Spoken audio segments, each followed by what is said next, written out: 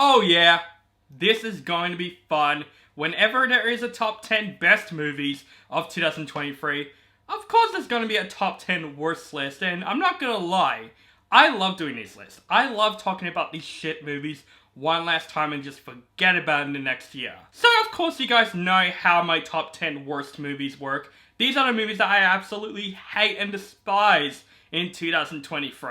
And look, if you like any of these movies on this list, that is absolutely fine. I'm glad you enjoyed these movies. These are just movies personally that I personally hate in 2023. So no further ado guys, let's get into the fun list with my top 10 worst, shittiest movies of 2023. Starting off with, of course, some dishonorable mentions.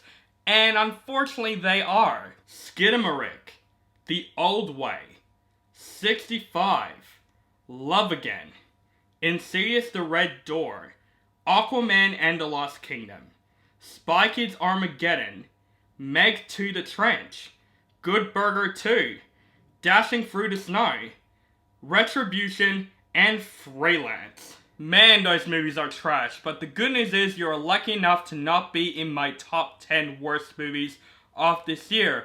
No further ado guys, let's pound. Let's destroy these movies by talking about these shitty movies one last time. So, let's start off with my worst list with, of course, unfortunately, number 10. So let's start off this shitfest with Hypnotic. Who remembers this movie? Spy Kids Armageddon isn't the only Robert Rodriguez film that came out this year. We also got Hypnotic, Ben Affleck's new science fiction action thriller film that is just really good with its concept, but its execution is very forgettable, bland, and boring as shit. Which is disappointing, and the reason why it's low on my list is because I do like the premise of this movie. But unfortunately the execution made this movie just forgettable and boring as shit. So I just want to forget about this movie already. Let's just move on. Now I had to think about this movie because I don't know if I should put this movie on my worst or disappointing. But of course I'm thinking I might as well put it on my worst because this movie disappointed me as hell, and that is AntMan and the Wasp: Quantumania. With Phase 4 coming to an end, I'm like, okay, Phase 5 needs to start over, needs to bring the MCU back, and we got this piece of shit. With a movie that's just way too big than it is for an Ant-Man movie, this whole movie is just an exposition-heavy movie about what's happening in Phase 5. We don't care about Ant-Man, we don't care about the Wasp in this movie, we don't even care about Kang the Conqueror because now he is useless now because of Jonathan Majors now being out of the MCU, which makes this movie much more worse than it is. This movie is just an exposition dump movie with some lame action scenes. Also one of the worst CGI characters that I have ever seen in a movie. Yes, MODOK, I'm talking to you. Just the more times I think about Ant-Man and the Wasp: Quantumania, I'm just like, this movie's now pointless. We don't need this movie. You can like skip this movie and honestly, that wouldn't make any difference whatsoever. What a disappointment for the start of Phase 5. Seriously, Ant-Man and the Wasp: Quantumania could have been much better. Oh yeah, this movie shows that David Gordon Green is not cut out for these reboot sequels. Yes, I am talking about The Exorcist Believer.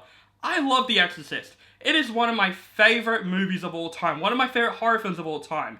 And this movie right here just dumps it all into hell. The two girls that are getting possessed in this movie, seriously, we don't care about them. Even the other characters in the movie, Ellen Burstyn is completely wasted in this movie. With the first 20 minutes I did enjoy with this missing persons plot, and then the movie, of course, it's an Exorcist film, and this movie turns into a generic exorcism film that was seen many times before. And what's different is that this is supposed to be the sequel to the one that started it all. What a shitfest The Exorcist Believer is, man. David Gordon Green, I'm sorry, you're just not cut out to do these legacy sequels. You're just not cut out for it. Now with Hypnotic, another forgettable movie that I don't think anyone remembers. Who remembers Ghosted? Yes, Chris Evans and Ana de Armas in this sexy action thriller film comedy. Yeah, who remembers this shit? This movie's not funny, it's cliche as hell. Literally, it's a movie that we've seen many times before. It just felt like it's been written by AI, basically. Chris Evans and Ana de Armas are just there for a paycheck. Their acting is really terrible in this movie. This movie's not funny. The action scenes aren't even that entertaining. And it's a bummer. Dexter Fletcher, I like this director. I love Eddie the Eagle. I love Rocketman. This is definitely the worst film that he has done, and probably one of the biggest mistakes he's done too. Now, coming to my number 6 is a bummer, because I really enjoyed the first movie. I grew up with the first movie. I remember watching it with my grandparents. We laughed for the first movie, still to this day. And then this movie's a trilogy somehow. Very unnecessary. The second one is okay, and now we got My Big Fat Greek Wedding 3. Man, what a bummer. I took my grandparents to see this movie, and they love comedies. Both of them fall asleep. Yeah, the comedy definitely fails in this movie. This movie doesn't even feel like a movie, really. It just felt like a tourist video with Nia Vandas and the cast going on vacation for a reunion, and Nia Vandas is like, let's direct a movie, let's just direct us having fun. That's what it felt like. There's no story in this movie. Yes, this is supposed to be a reunion story, but it wasn't too much explored. It's just random shit coming out from one another, and this movie, honestly, I was completely bored. I had to entertain myself throughout this entire movie. And I'm like, you know what? This movie deserves to be on my worst list somewhere, and yep, it is definitely on my number 6. What a shame. Alright, top 5. Here are the shitfests of 2023. The movies that I just want to completely forget this year. Yes, coming into my number 5 is Expendables.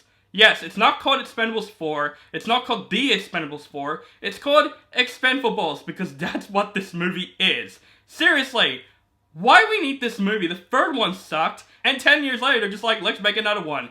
With only a couple of old stars, but the rest is all young and new. That's not what The Expendables is all about. It's about reuniting 80s action stars together in one movie.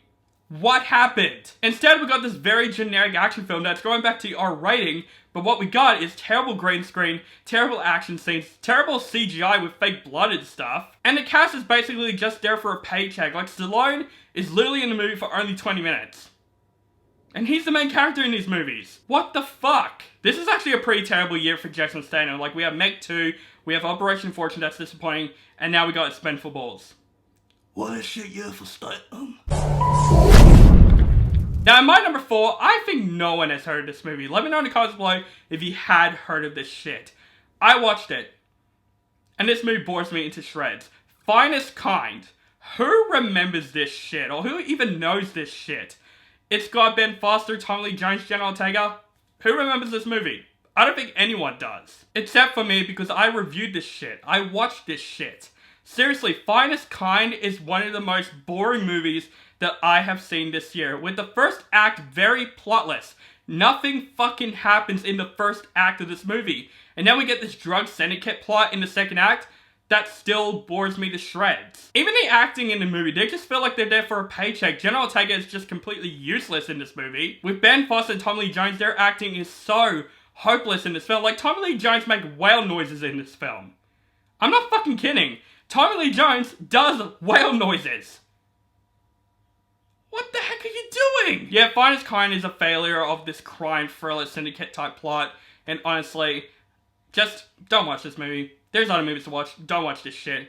And so are the other 3 movies on my list. Let's move on.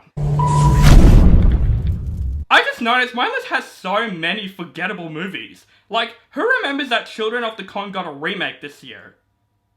Yeah, who remembers that? I don't think anyone knows there's a Children of the Corn remake until I mentioned to you guys now. You know what? I actually completely forgot about this movie.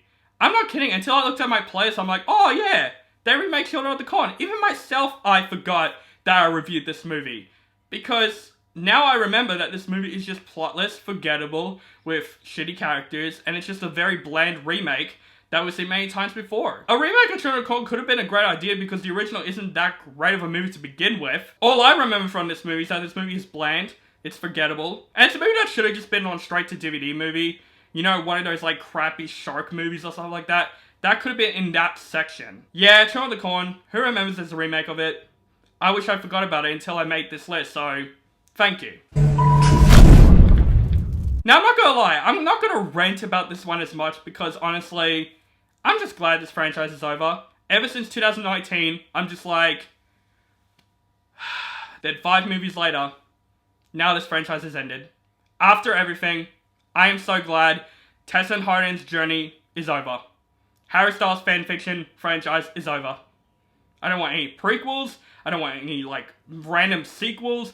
I want this franchise to just be long gone and be forgotten. This is definitely one of the worst conclusions to any book adaptation that I've seen. Focusing on the character Harden that I completely hated since the first movie, and with the relationship between Tess and Harden in this movie, it's only there for the last 20 minutes. Yeah, this whole movie is about Harding trying to get his shit together, which really made this movie as worse as it is. But honestly, I didn't even care. I'm just glad this franchise is over, so honestly, I'm happy about this movie in a way. But yeah, I'm just gonna warn you, do not watch any of these After movies because, man... But unfortunately, After Everything is not my #1 worst movie, and... let's just get this shit over with.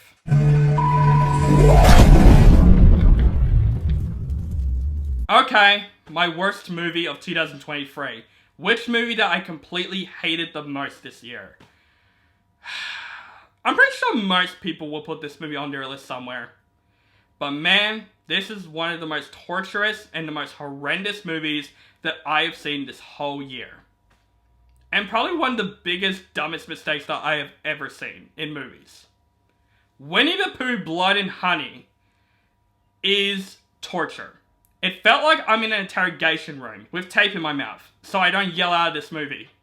And just watching this really stupid idea put onto the big screen. We are supposed to believe that Winnie the Pooh and Piglet are the serial killers, like killing these people. They're trying to make us convinced that they're the real deal. No, they're not. They're just guys in costumes. With the rest of the acting, they suck in this movie. It's like they just hire like porn stars and they just put them into this movie because they're acting. It's like they never acted in their lives. The kills aren't great in the movie. There's a lot of scenes that we don't see what the hell is going on. And guess what? They're making a sequel to this movie next year. Ah! Well, I guess this is a new After franchise to rent, I guess. I guess that's that. Me and my friend knew this movie was going to be bad. We were expecting a guilty pleasure movie like Sharknado or something like that.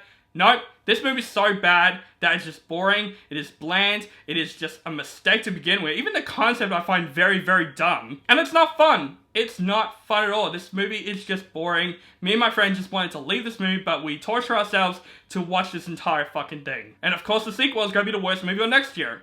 I got a feeling, I know it, I'm not excited for that movie. If that movie turned out good, that would have been one of the biggest surprises in history, but that's not gonna fucking happen. So yes, Winnie the Pooh Blind Honey. You deserve to be my worst movie of 2023, and you deserve to be worse than After Everything. I cannot believe there's a movie that's worse than that, but that movie's here. So guys, we are done. My top 10 worst movies of 2023. So the big ones are done. My next list is going to be my top 10 most surprising movies of 2023. So look forward to that. So guys, thank you guys so much for watching. Make sure you guys follow me on social media links down below. Keep contact with me, and make sure you guys subscribe to my channel for my latest movie reviews and other movie related content. Thank you guys so much for watching, and have a nice day.